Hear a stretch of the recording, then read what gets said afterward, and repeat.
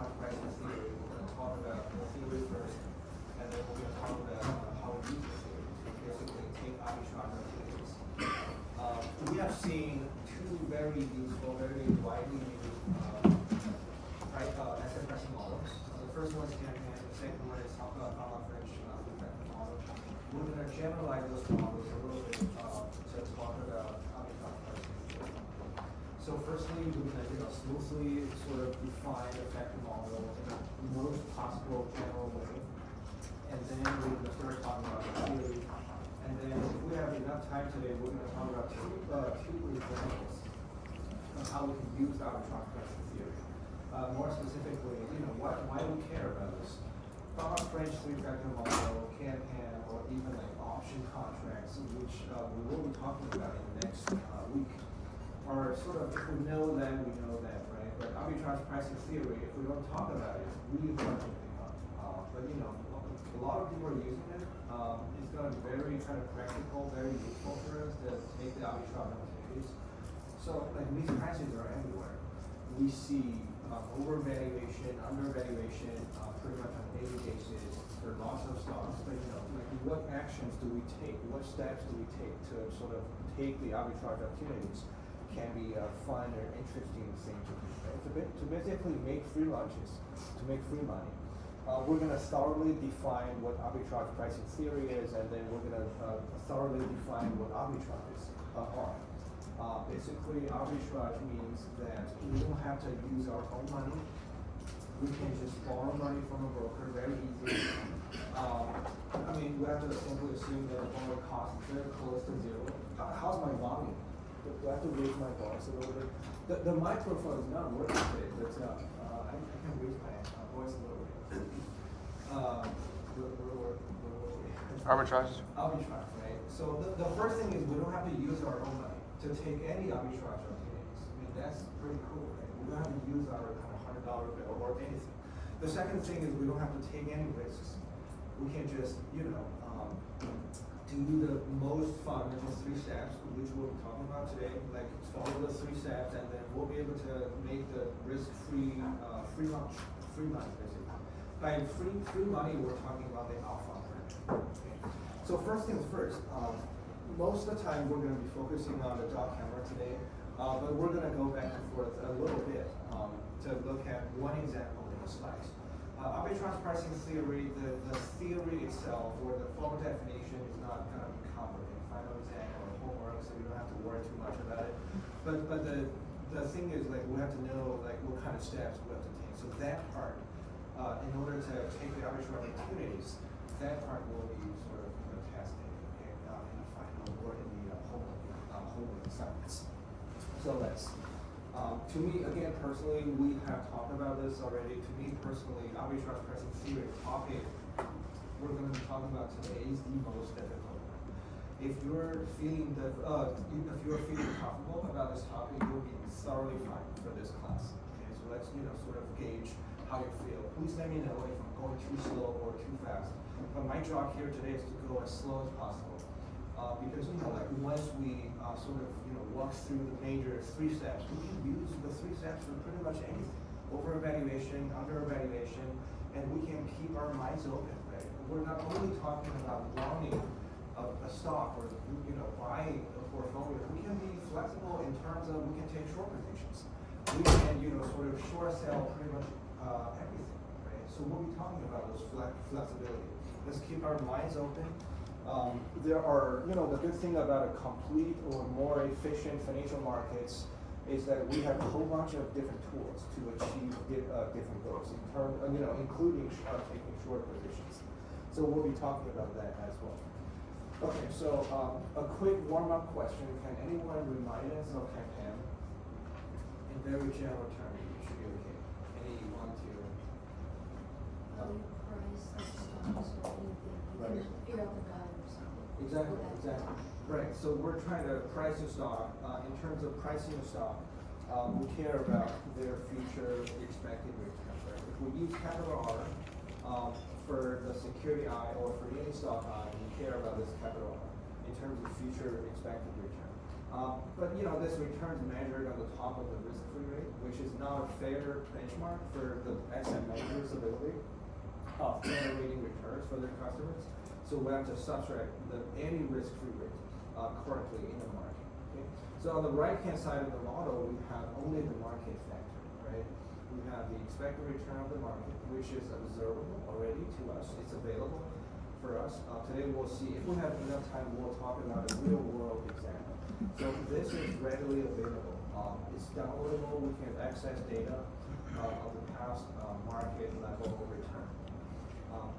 Again, on the top of the risk-free rate. Okay, so this whole thing in the parentheses is the market access return, or the market risk-free. So we're going to use this one, everything inside of this parenthesis as the pricing engine. So we're going to just use the market factor in Kanban, in this model, to price pretty much anything. Okay? We don't have enough, we don't have a small error term here because we simply assume that the market is like super diversified. There's no firm level, stock level risk. So we don't have to worry about a small error term. Or there's no mispricing. We simply assume that Kanban always works. There's no mispricing, there's no alpha. But we've also talked about Fama-French three-factor. So in that three-factor model, we also have a market factor. What are the other two factors that we're seeing already? I thought this was Size factor? size factor, right? Exactly. So the second factor is the size factor. Usually we take the bottom 30% or the smallest firms, group them together in one portfolio. We pick the largest 30% of the stocks.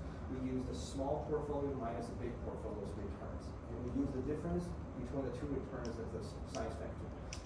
It's most of the time positive because we simply, we know that small firms can generate, on average, higher returns because they're more opaque, they're less followed by, or less popular by financial analysts. Okay? This is the second factor. How about the third factor? Any thoughts? The value factor, right? Exactly. The value factor, we by talking value, we're talking about actually book to market ratio. Okay, we use the high book to market ratio minus the low book to market ratio. Basically, we're using Google or Alphabet minus Walmart, those more mature, the firms that have more tangible assets, versus the super heavy tech giants like Facebook, Amazon, etc. We use those tech companies return minus the more established Walmart firms or GE or GM. They have like more established balance sheets. They're less growth oriented basically compared to any technology driven companies. Okay, so we calculate the difference between the two returns. We use a high minus low. Of course, for all these three factors, we have beta. Firstly, we have the beta to the market, and we also have beta to the size factor, and we also have beta to the value factor. Okay? So another thing is these three factors, markets, access return, size factor, and value factor, they're common for all stocks, for all firms. They're common across anybody, basically.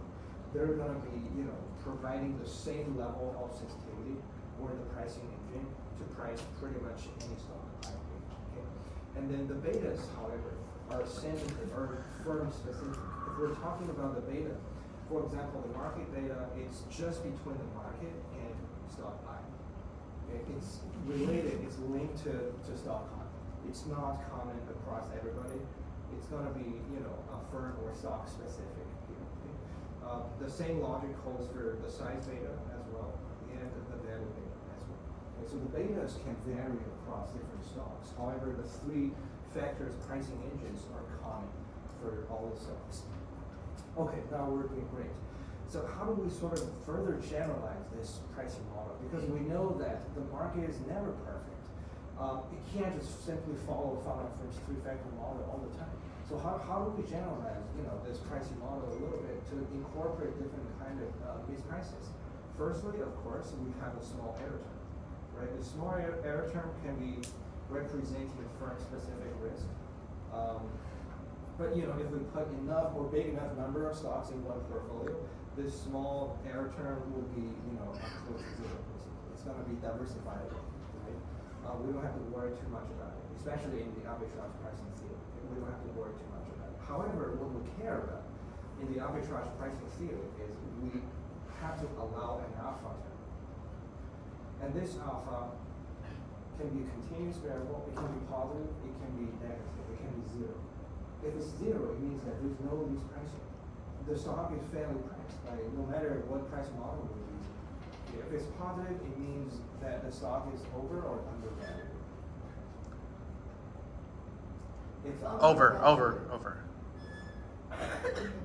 undervalued. I thought if it was minus, it was undervalued. So if alpha here is positive, alpha has to be like specific to a stock, to the firm, right? If we're talking about stock I here, alpha has to be, the alpha I, right? Which is closely linked to the firm.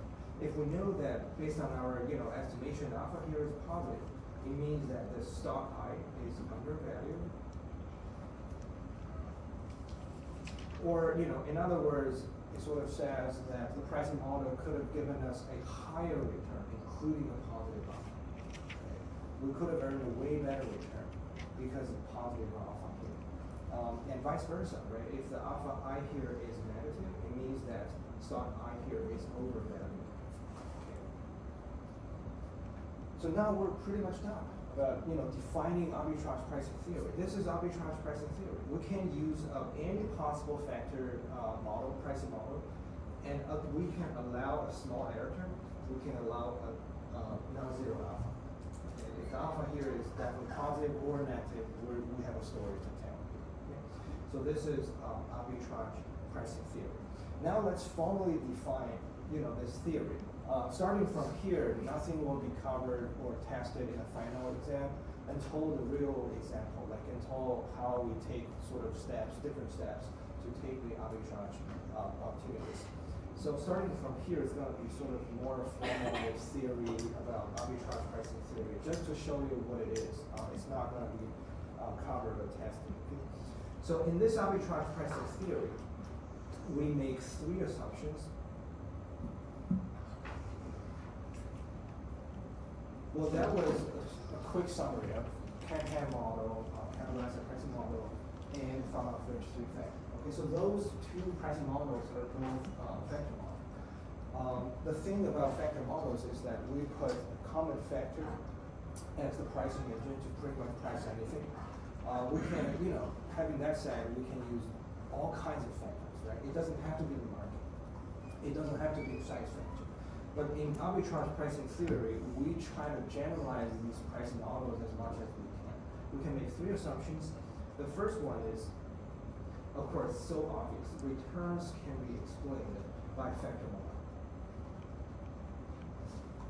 So basically, we allow ourselves to use a factor model to explain this universe, to explain this story here. Returns can be explained by a factor model.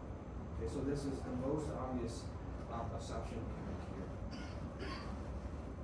And then the second assumption we can make is, is to get rid of the small error term here. Okay, so basically we assume that there is, let me rewrite this, there are enough number of stocks for us to put in a portfolio so that the small error term in that portfolio will be close to zero, will be zero basically. The rule of thumb here is if we include more than 30 stocks in a portfolio, this small error term will be zero. We don't have to worry about, like specifically Amazon specific risks or Walmart specific risks. So that part is to basically address the small error term.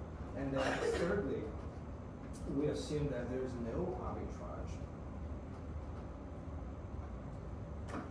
Otherwise, the alpha term here would not be zero.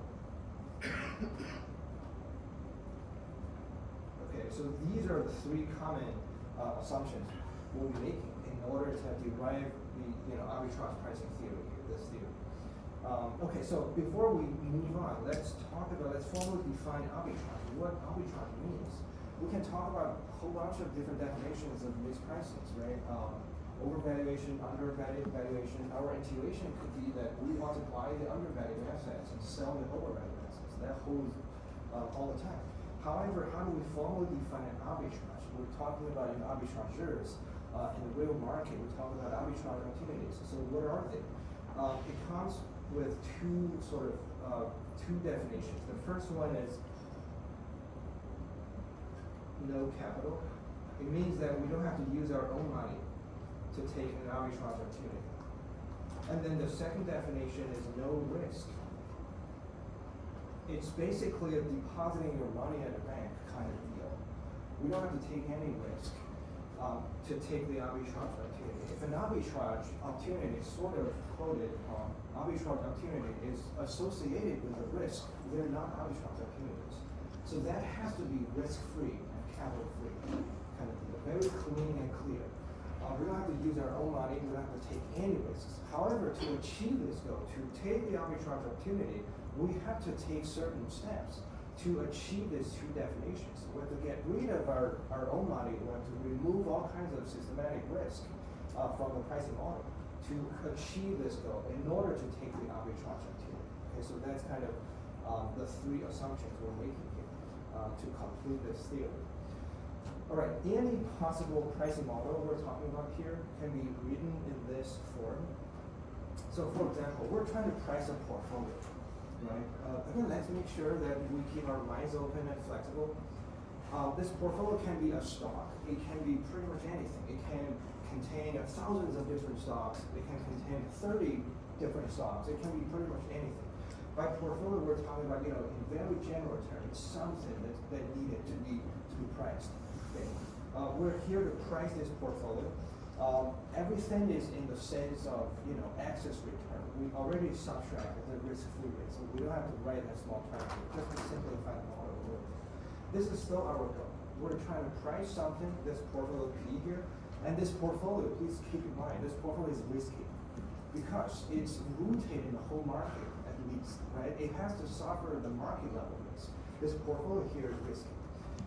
So that's our left-hand side arrow. This is our goal here. We're trying to price this portfolio's future return. We use a small r to represent this future return. And then how do we generalize this whole thing?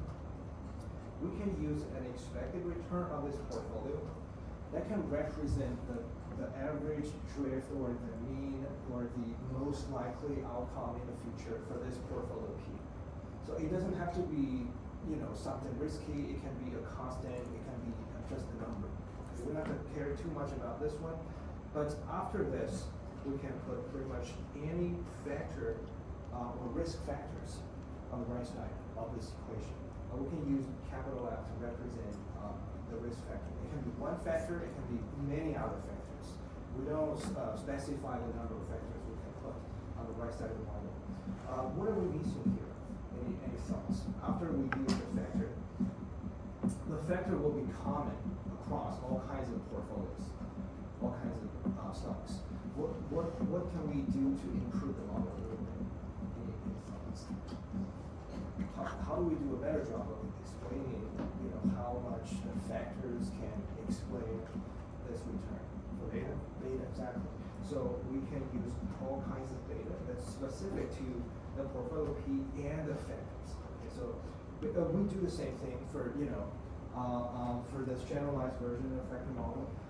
Because the factor here can be one factor, can be multiple factors. The beta here, can be corresponding to the number of factors as well. Can be one beta, can be multiple betas. Okay, but long story short, there's nothing fancy here. We're just talking about a generalized version of factor model. Okay, and then on the top of that, we have a small error term linked to the portfolio P here. But we know we've already assumed that there are enough number of stocks that we have put in the portfolio, so this small error term is already zero. We don't have to worry about that at all. We don't worry about small error term, and all we care about is the alpha. It's going to be alpha P because this alpha is specifically linked to the portfolio. Okay. Now it's finished. That's the whole kind of theory. So this part, this pricing model is not going to be tested. However, Starting from now on, we're gonna talk about how we use this, this theory, basically, how we capture any possible non-zero alpha. So starting from now on, things will be covered and tested. Okay, so please let me know if I'm moving too fast or too slow, please. When we show our work on the homework of the exam, do you want us to include the small error? You don't have to. Yeah, it's a really good point. You don't have to. But you know, like just for the sake of completing, it's better to include a small error term just to show that you know we understand the thing. Although it's like close to zero. It's a really good question. Any other thoughts or questions?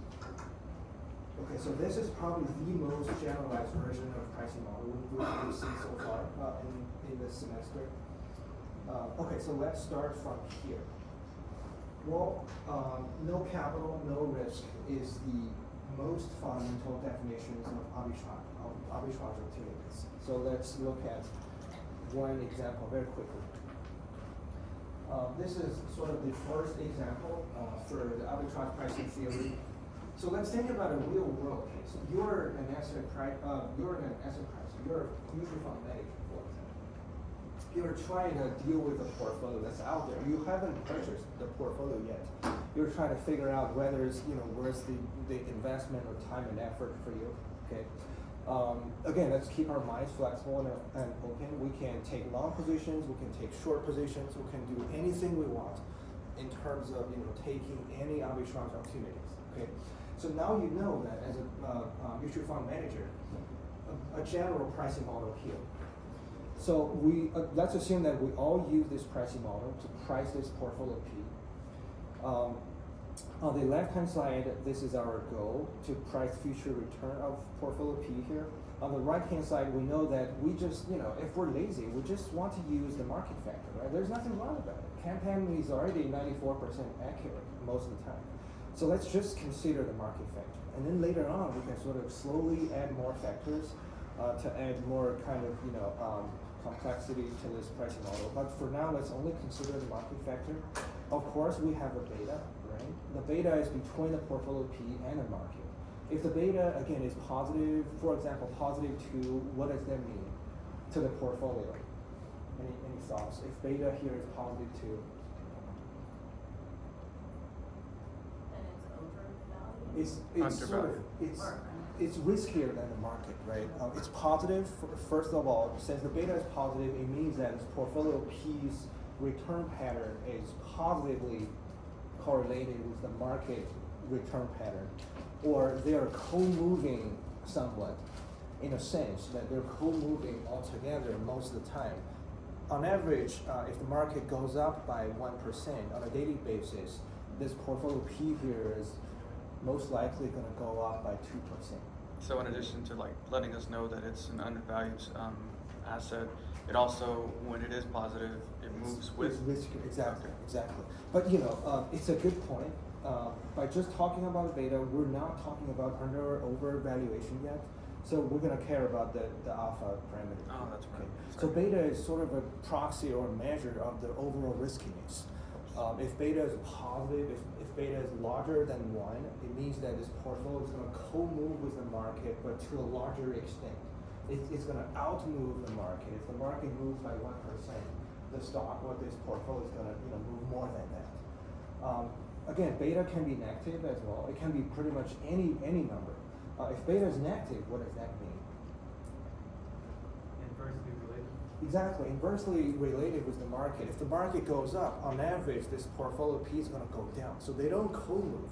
It sort of serves as a good diversification benefit, right? If we include this portfolio P to the market portfolio. So we've seen that, we've talked about how we define betas here. But the good thing here is that we only consider one factor, okay, the market factor. And again, we don't have to worry about the small error term, although we put it here on the right side of the model. It's diversified away. It's very close to 0 already. Okay?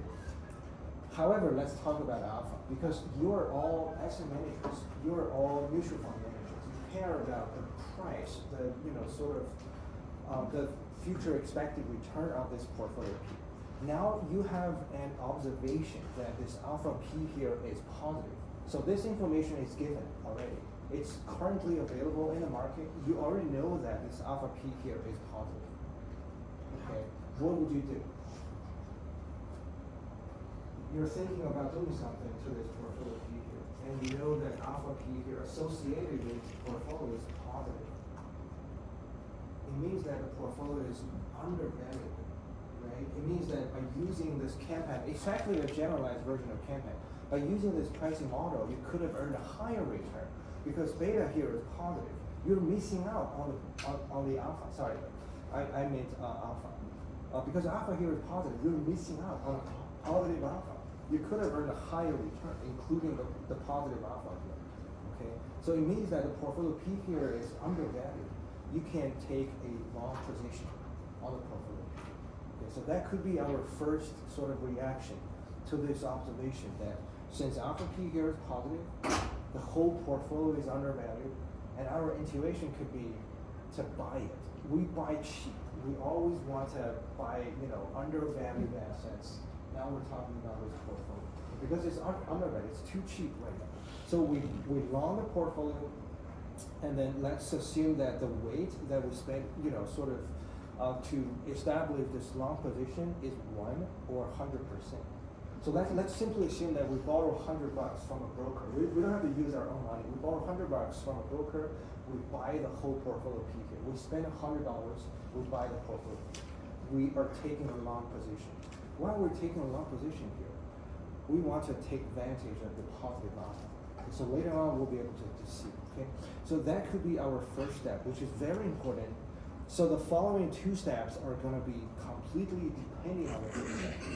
We have to sort out the first step correctly because since alpha here is positive, the portfolio P here is undervalued, it's too cheap. We want to take a long position and we want to buy it. Okay, and vice versa, right? What if the alpha here is negative? We want to short sell it, right? Having a negative alpha means that the whole portfolio is overvalued. It's too expensive. But we have access to short positions. We can simply take a short position on the whole portfolio. But that's not the case here we're talking about. So this is the first step. After we take a long position on portfolio, so let's imagine that you're the asset manager again. You realize that this portfolio is too cheap. You've taken a long position already. Now, what kind of risks you're suffering from this long position of portfolio P?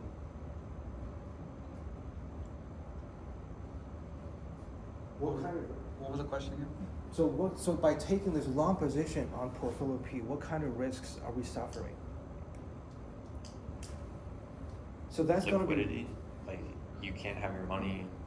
Liquidity is definitely immediately one. It's a good point. Liquidity is definitely one of the sort of the risks. But we're assuming that the market's perfect. There's no kind of issue. But that's very important. So we're going to talk more about liquidity issue or any other kind of similar issues when we're talking about the real world example. That's a really good point.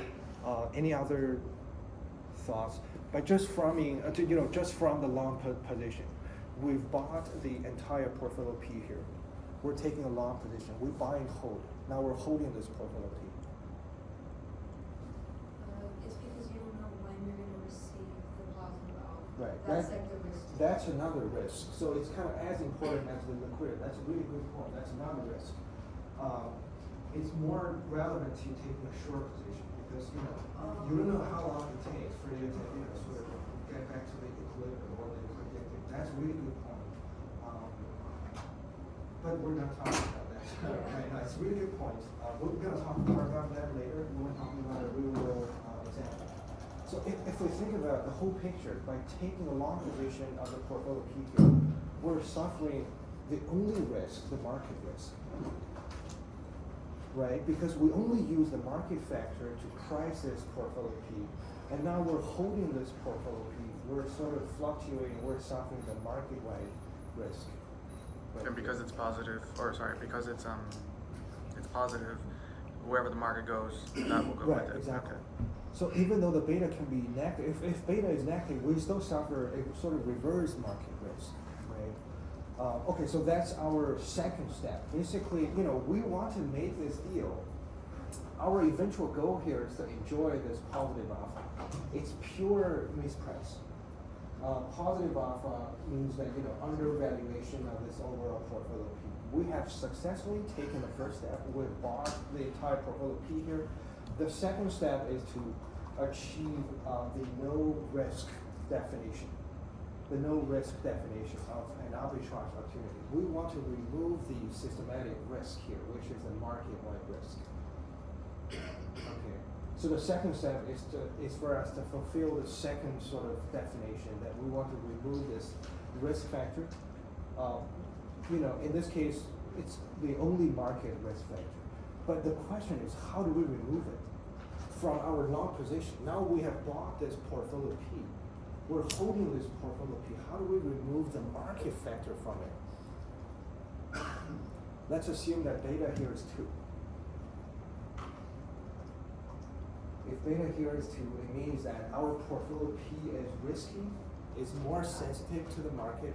But how do we remove the market level risk? Do you have to short it? Exactly. So to remove, we can imagine that we're holding the portfolio P here. The whole portfolio, our long position, is suffering the overall market level risk. That's the only risk we're suffering here, basically, right? Because we don't assume any other risk factors in the pricing model. So we we're- only assume that the market is the only risk factor. We're shorting the portfolio we buy. We're gonna short the market portfolio. We're gonna short the market. Okay. The good thing about shorting the market is that we're able to remove this risk factor. Okay, and the question is how much? How much of a market we want to short? Given that, for example, beta here is 2. Let's assume that beta here is 2, or 200%. We're taking a long position of the portfolio P here. We're holding 100%, positive 100% portfolio P here. We know that there's a pricing engine. There's a sort of the market by risk. Be risky here. We want to remove the market risk. And the beta here is 2. We can short the market portfolio by a negative 200%. Okay, so basically we can take a short position on 2 markets in order to remove that market pricing engine in our long position. Okay, so that can be our second step. Does that mean you would make like no money? No, it's a good question. You're gonna see. So let me just quickly talk through the whole 3 steps, and then I'm gonna walk you through with more kind of formulas or equations. Okay. So that's a really interesting question. So that's gonna be our ultimate goal here, right? We want to make money. We want to make risk-free money. Okay, so that's our second step, to short 2 markets in order to remove the market level risk from the long position of P. Okay? And then the third step is just to make the ends meet. We want to make sure that we don't have to come up with our own money. We've borrowed $100 from a broker, right? We can sort of, buy the portfolio P, short the market. We make some proceeds from shorting 2 markets here. It's gonna be some extra cash, and then we can deposit those cash or return those cash we borrowed from the broker, just to make sure that we don't have to use any of our own money at the end of the day. Okay, so that's all we're trying to achieve in the third step. Okay, so the summation across all 3 possible positions is going to be 0, which means that we don't have to use any of our own money. The very last step is sort of derivative. We don't have to care too much about the very last step. Now let's walk through, using more information, the first 2 steps. Okay. So if you'll allow me, let me get back to the dock camera here. Okay, so let me quickly summarize what we have so far in terms of the information. Let's imagine that we're all mutual fund managers. We're trying to deal with this portfolio P. We do have a really good pricing model. We have the RP here. We know how to price the portfolio P here. We're trying to predict the future return of the portfolio P. And we have an alpha P that's not 0. And we have the market return. That's the market risk factor. The only risk source we're suffering with, basically. Okay? And we have a beta. The beta here can be 2, for example. We're assuming that beta here is 2. Okay? And then we have a small error term we don't have to care too much about. It's going to be 0. So the tricky thing, or the interesting thing here is alpha P is positive. Okay? So for example, it can be, let's say it can be 0.5%. Alpha P here is positive 0.5%. And we can assume that beta here is 2. It means that this portfolio is riskier than the market, and it's co-moving with the market. Okay, so what do we do if we know that alpha P here is positive? It means that the entire portfolio, because alpha P here is positive, it means that portfolio P is undervalued.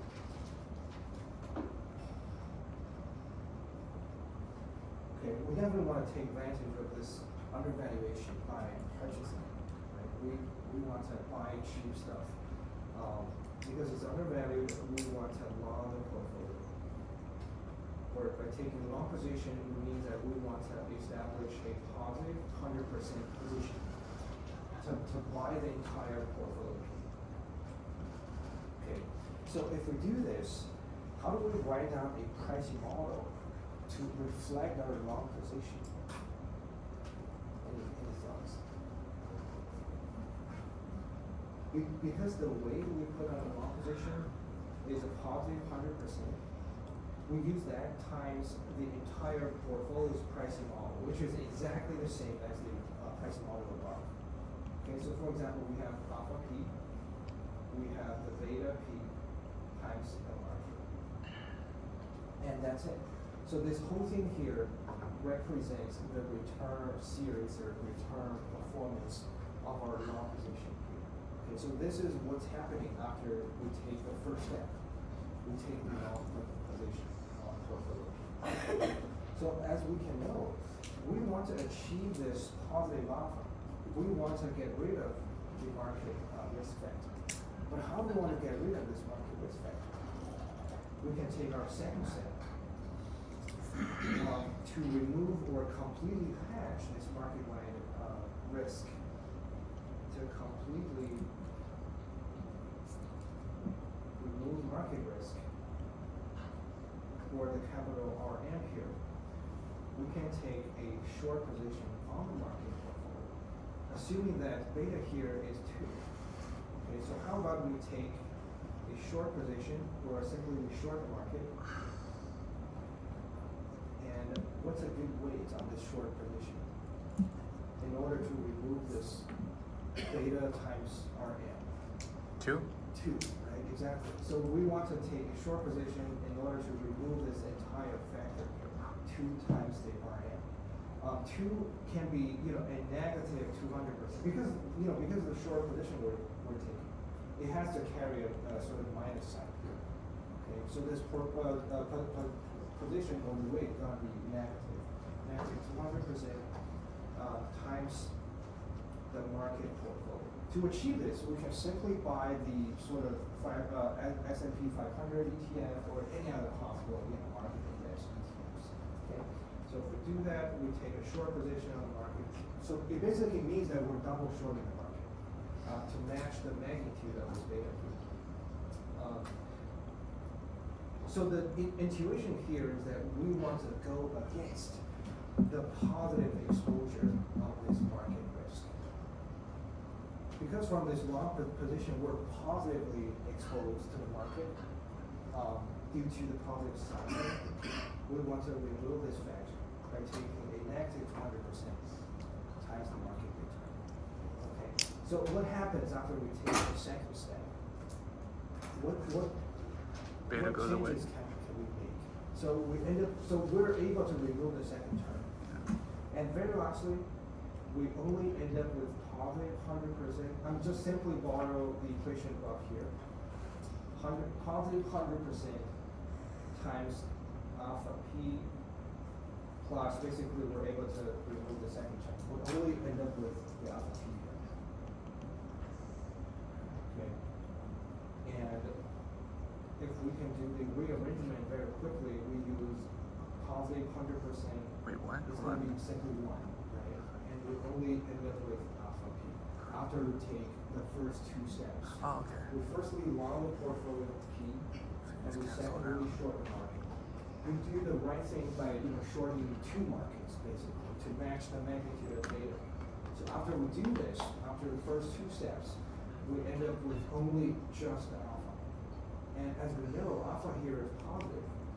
It's going to be positive 0.5% for, it's kind of arbitrage profit for us. Okay, so this alpha, positive alpha here is called the arbitrage profit.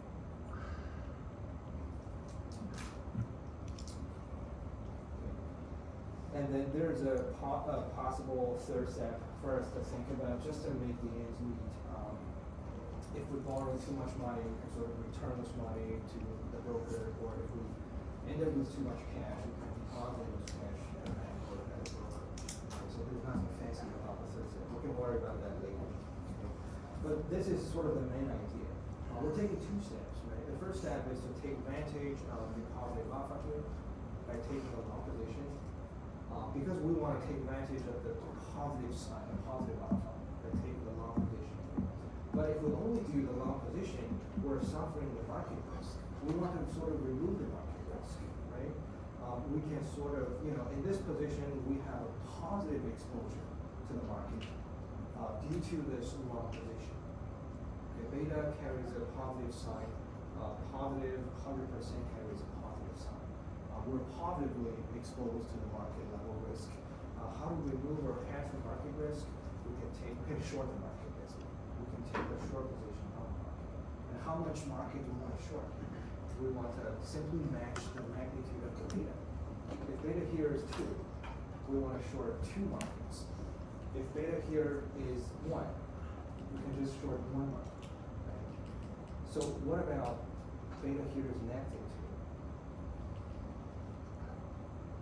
The opposite. Yeah, so you would do 200. Right? We can take long position on the markets. We long 2 markets. Exactly. So, I mean, the sort of the logic here is, that's a very good point. Then we want to go against our exposure from the first step.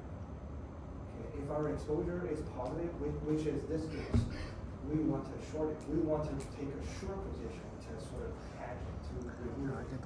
If our exposure is negative, we want to take a long position to fill the gap. So basically, we want to make sure that after the second step, any possible market level risk will be gone. And then we end up with only alpha here. In this case, alpha here is positive, which is great. Okay. Any thoughts or comments? So yes. The first percentage, the 100%, is it always going to be 100%? It doesn't have to. Just sort of simplify the calculation a little bit. Yeah, it doesn't have to. If we assume that, for example, 10% or 50% is going to sort of, make the calculation more complex. Yeah. But that's a really good question. For example, if the alpha here is negative, if we know that this overall portfolio P here is overvalued, is too expensive, what could be our first step? Just short it. Short it, right? And then if we short it, our position will be minus 100%. So everything depends on the sign of alpha. And our step is to short the portfolio here by taking a negative 100% position. And then eventually we'll end up with what? We'll end up with a negative 100% times alpha P, which is a positive number. We always want to achieve a positive arbitrage profit, which is sort of the multiplication of our first position times the alpha. Okay, so everything will be reversed if alpha P here is negative, which means that the portfolio is overvalued, is too expensive. We want to short it, we want to take advantage of the negative alpha. Any other comments or thoughts about this one? I know this can be kind of. Is it okay if we do work it out on the opposite end where it's negative? Yeah, like what we just no, right now? absolutely. Just write it out step by step. Yeah, no, absolutely. So let me. Yeah. If you guys don't mind. It's a good call. So let me quickly walk through, the steps. So we're still using the same. If we're still using the same pricing model, we use RP, which is equal to alpha P plus beta. For the sake of the simplicity, we can assume that beta here is 2. Okay, we just assume that beta here is 2 with market risk factor. Okay. We know that alpha P here is negative. It means that alpha P here is negative. It means that portfolio P here is overvalued or too expensive. So So the first step for us to take possibly is to short P. Okay. Because P is too expensive. We want to short sell an overvalued asset. If we short P, we can simply assume that we're taking a negative position of P, and the weight of the position will be negative 100% of P. Okay, so now we're holding a short position. We're going sort of reverse on portfolio P here. What is a good pricing model to summarize what kind of return we can expect from this short position? We can use the negative 100% weight times the entire pricing model up here. Okay, I'm simply borrowing the pricing model up here. Because we're taking a short position, the weight on the short position is going to be minus 100%. We use that weight times the entire pricing model, alpha P plus beta 2 times the market. Okay, so this is our, let me spell it out. This is our short positions return. So basically this is how much return we can expect from just taking the short position. As we can see from here, we're obviously able to enjoy this alpha P, right? Because it's part of the pricing model. However, we don't like this market factor, market risk. We want to remove it. How do we remove it? We can spell out this entire pricing formula here. It's going to be a negative 100% times alpha P minus 200% times RM times the market factor. Okay. So the beta here is going to be, or our exposure to the market here is a negative 200% from this short position. Because we're shorting the market, we're negatively exposed to the market risk. How do we remove this market risk from the short position? We can, in the second step, we can sort of take a long position on two markets to offset this negative exposure. Okay, so let me write it down here. We can long two markets. So the number 2 here comes from this negative 200%. So everything's sort of interlinked with each other. Okay? We long two markets, and then we're able to completely remove or hedge the second term. So second term here is going to be 0. And then we end up with just a negative 100% times alpha P. Then we're done. So it's basically only 2 steps. And then as we can tell, because alpha P here is negative, if we use the negative 100% times a negative number, the entire multiplication here will be positive or negative. It's going to be positive. Right? Yeah. And the positive multiply number that. here is going to be our arbitrage profit. That's It's pure risk-free, as we can tell, because alpha P here is just a constant. It's just a number. It doesn't fluctuate. It's not risky at all because we have hedged. We have removed the market risk already. Okay? So we can purely enjoy this risk-free, free lunch, free money business. And we can simply borrow $100 or $1 million from a broker. We can achieve these 2 positions on our account. And then we can return whatever money we own to the brokers or to the bank. We don't have to use our own money for that. And we don't have to take any risk because we have removed the market level risk already. So that's every step is reversed in terms of sign and the trading directions if alpha P here is negative. Any thoughts or comments so far? So CAPM and the arbitrage pricing theory both have alpha, They both. but is it different? CAPM doesn't, because we simply assume that everybody's holding the market portfolio. If CAPM does have an alpha, it means that CAPM is not valid. Okay. But we can write an alpha to CAPM. It's totally okay. But this one has an alpha. Yeah, it's How a do good you question. find that? that's so if you're interested in how to find the alpha, I'll walk you through very quickly. But let's take a short break. Let's take a short break and then we're gonna walk you through a real world example. Yeah, it's a really good question. Today's class break is brought to you by.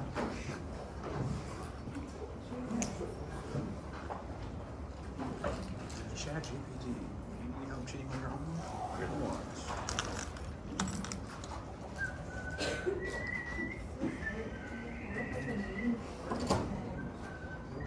We're on the way to the counselor's meeting. Can I take my mind off?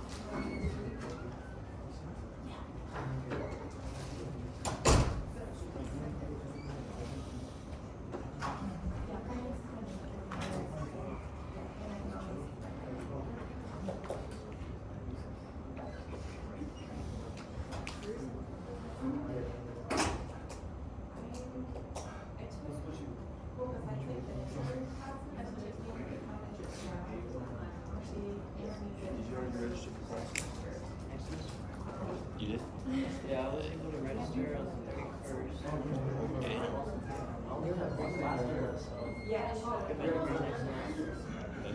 Are they like upper level classes? No, these classes have all the Yeah, it actually really Was that hard? That was It's not bad.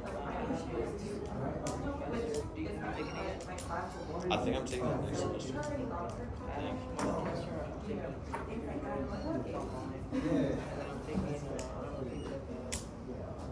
Mortgage real estate plan? I think I'm taking that next semester. Yeah. Yeah. Is that a hard one? Yeah, so. No. Is that like? What is it?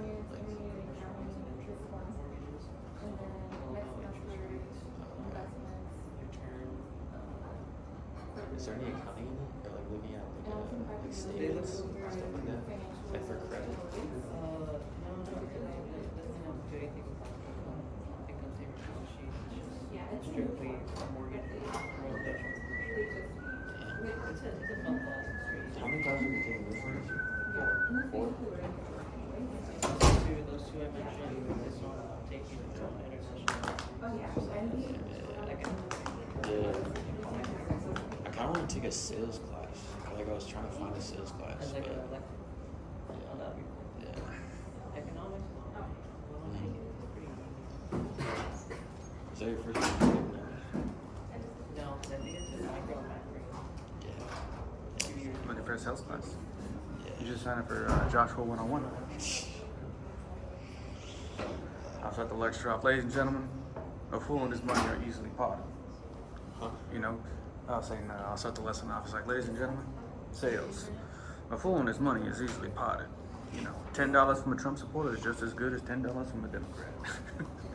$10 is $10. I'll buy for me. You gotta sell. Your mother, if she's mine.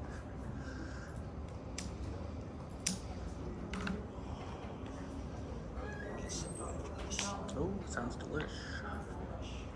I got a lot of shit I gotta get done. I might have to skip the gym too. Oh, I don't want to skip that. Dude, every time I have a eat supplement, I get double protein with tuna and ham, and sometimes turkey too. Damn. And I get like a snack on it, but I always get a full on. My stomach growls for like a good 4 hours in class. It's so bad. A part of me kinda, I feel like, so I've been slowly experimenting with like different edibles, and I think I've gotten to the point where I can like work. Cause before it was just like, I can listen to music, I can click on a few YouTube videos, but after that I can't drive, I can't play games. Now I'm like, you know what? That formula does make sense. You know? Or if I'm like on Excel working on problems, I'll be like staring and like, huh, where did I learn this key function? Who would have known Control V is the paste? Oh my god. Have you done like one-way novas and two-way novas, all that shit? Yeah. Yeah, I'm doing it like right now. Oh, you your stats 2 class? Yeah. Dude, that's probably the hardest class I'm taking, to be honest. No. That's, Do you have Kim? Are you taking it with Kim? no, I'm taking it with this, I'm taking it online. Walk through the real world example, see how we capture the arbitrage. Time to show it. Alright. Oi! Alright, let's get back to class. Well, I know you're having fun. I really appreciate it. So we're gonna spend roughly 20 some minutes, 15 minutes to sort of walk through a real example, real world example. If in the future you get a job in finance industry, you want to be a mutual fund manager or something, try to capture a misprice, this is a good way to go. Okay. We have readily available data sources from our campus access. We do have access to these data. So firstly, this is a public data set provided by Kenny French on his website. It's Kenny's library, basically. So we are able to download all Pharma French 3 factors or factor returns. Okay, 3 factors, including the market, including size and value factors. And then on top of this, we have any individual stock returns from WARS, which is managed and provided by the CRIS, the Center for Research and Security Prices. So this is basically a Chicago booth data set. It's managed by University of Chicago. And then the data vendor here is WARS. Okay, we do have access to all kinds of individual stock returns, historical stock returns, including all stocks, like Amazon, JP Morgan, anything. If you want to price any stocks, you can go out there and download any sort of individual stock returns. Here's the data inputs. So this is data I downloaded from the French website. This is the Pharma French 3 factors.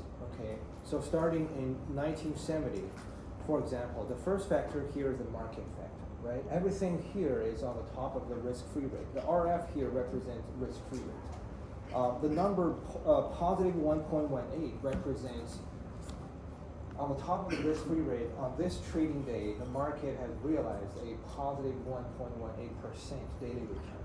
Okay, so they're in percentage points. And then the same for the size factor. Size factor realized a positive 1.32% on that day, and then value factor as well. We also have the risk-free rate. So in here, the risk-free rate is 1 month T-bill rate, which is a perfect proxy for the risk-free rate. So all this data, we don't have to calculate anything. They have already calculated for us, especially the size factor. We have to sort of reshuffle the portfolios and calculate the difference between the 2 portfolios returns. But they have already done so for us. We can just simply, click the button and download everything. So these are readily downloadable returns. Okay? So I've downloaded this, and then in the next tab, I've downloaded JP Morgan's daily return. Starting in 1997 in May. So this is a random start point. It doesn't have to be like all the way to the 1980s. The rule of thumb here is that if we include, roughly speaking, 10 or 15 years of daily stock return, we're good to go. Okay, 10 or 15 years are definitely reliable. Too many historical return points is going to give us too much noise. Too little is going to give us too little information. So there's a sort of a, very interesting trade-off we have to face here. 10 or 15-ish years of historical daily return would be good enough. So these are exactly same 3 factors I downloaded from the French website. So what are these? What are these variables? If we want to sort of, fit the pricing model, Pharma French 3-factor model. These would be your betas, right? So these are the market returns. These are common for pretty much everybody. Those are the market returns. If I remove this 2, let me see. These 2 columns here to the beginning, we're basically using the JP Morgan's individual historical return as the Y variable, right? As the left-hand side variable. We're regressing JP Morgan on the 3 factors. Okay, we're trying to estimate the 3 betas. The 3 betas are unknown right now because we don't know what the betas are for JP Morgan. It's like specific to JP Morgan. But the 3 common factors are already known. We downloaded the data for the 3 risk factors. So this is our left-hand side variable. These 3 highlighted variable in red are our 3 right-hand side variables. We're using Pharma French 3-factor models. We're trying to fit the model. We're trying to estimate the parameters. Okay. We can run a regression, which is listed here. The more specific steps to run a regression here in Excel is actually not very difficult. If we follow these steps, we can run the regression. But I did that for you already. So the first thing is I downloaded JP Morgan's return. These are the raw return. It means that on this trading day, JP Morgan has realized a negative 11%. I think it's in the beginning of the Russian crisis or something in 1997. That was kind of it sort of affected the U.S. banking sector a little bit more. And then on the top of the risk-free factor, I calculated the difference between the JP Morgan's raw return and the risk-free rate. Okay, so these column is the net difference between the real JP Morgan return and the market risk-free rate. Okay, so this is all the way from 1997 all the way to more recent days. Okay, if we run a regression, if we use this excess return of JP Morgan as the left-hand side variable, and then we use all these three factors as the right-hand side variable, we can run a regression. So basically, these four numbers are something we care more about. First things first, we have this coefficient associated with the market factor. So what is this number, 1.43? It's a beta, right? Market beta. It means that JP Morgan is positively associated with the overall market. Because JP Morgan is so big, it's lending to the whole country. It's like there's no doubt that the whole bank is connected to the whole country's economy. Right? If the economy goes up, JP Morgan is going to go up. Okay? The credit demand, credit supply, the overall aspects are positive. What is this? This is a beta for the size factor. Right? We know that it's positive. It's very small. It's not very significant because the T statistic is not as big as the market betas, T stat. Okay. But we are able to estimate all the three betas. So these three highlighted numbers in bold are three betas. But what we care about the most is the number on the top here. So what is this number? The intercept. The alpha, right? So this is something we care about the most. And then this is how we can find the mispricing, how we can find the alpha. By just run a simple regression. We have to, of course, download the data, download the three factors, assuming that we want to use from our three-factor model. We can use five-factor model. We can use Campaign. We can download the market factor return from French website. They also provide the five-factor return series as well. Okay. But after we run the regression, we're able to estimate this alpha here. This is not trivial. This is 0.15. Which means that JP Morgan is undervalued by 15%. 15.149% to be more exact. But how do we achieve this free lunch? How do we want to make this positive 15% out of JP Morgan? We can get back to the PDF. I've uploaded everything pretty much on campus. You can take a look. So this is a quick summary of what we have seen. So exact same table. I didn't change anything. So this table is exact same table as we just saw. JP Morgan's intercept or the alpha here is positive. Positive 15%. It's a positive, right? How do we take advantage of this positive alpha? Do we want to long JP Morgan or short JP Morgan? Long. We definitely want to long, right? And then we know how much the market beta is, how much the size and value betas are. And then, okay, so since JP Morgan's alpha is positive, we can take a long position on JP Morgan. We can start with borrowing $100 from the broker. Let's simplify the whole calculation a little bit. If we only assume that we just want to borrow $100 to take advantage of this mispricing, right? Undervalued JP Morgan. We can borrow $100 from a broker. We buy JP Morgan stocks. We buy $100 worth JP Morgan. Now we have taken, established a long position. But from this long position, what kind of risks are we suffering? Market risk. And then we have three risk factors, right? We're suffering market risk, we're suffering size risk, we're suffering value risk. We have to sort of, take care of them one by one. How do we remove the market risk? We have a $100 worth of long position on JP Morgan already. So this $100 worth of long position is producing some risks. Three risk sources, right? Market, size, and value. we can tackle them one by one, actually. How do we firstly remove the market risk? Just Short? Exactly, because you know the market beta is positive. From this long position, we're positively exposed to the market risk due to this positive market beta. Okay, so if we use the beta here, 1.43 times the contract size, which is $100 here. So how many? So what's the dollar worth of positive market exposure we're talking about here in the long position? It's gonna be $143. We're exposing ourselves to the market risk by $143. If we just use the beta times the $100 starting point.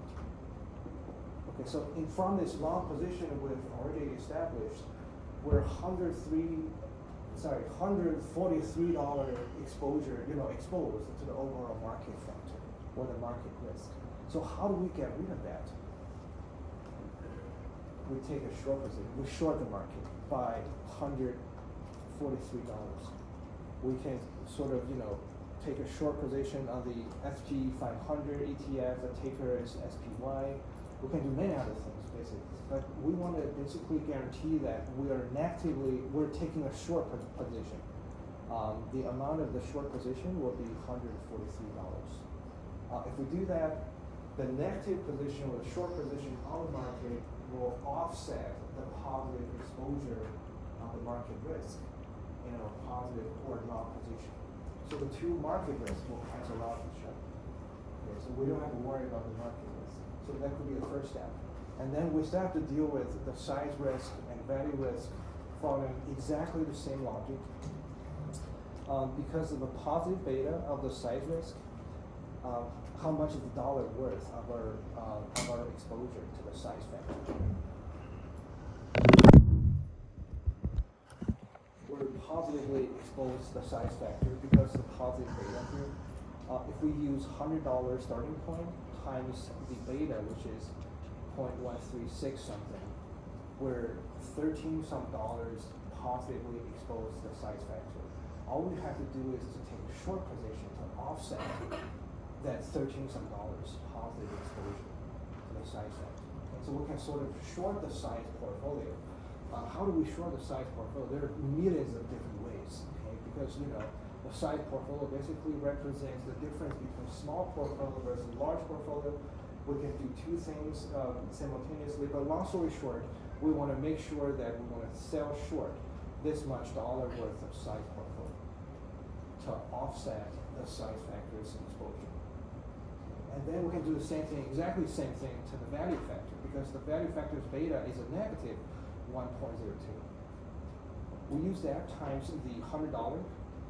We are negatively exposed to the value factor. We want to take a long position to offset that negative exposure, right? And then once these two positions are offset, after we long the $100 and $2 worth of value portfolio, we're good to go. So we have tackled all the three risk factors one by one: market, size, and value. And all we end up with is going to be what? It's going to be just the alpha. Okay, which is what is our dollar profit? If we want to measure the profit in dollars, what could be our dollar profit? If we borrowed $100 from someone,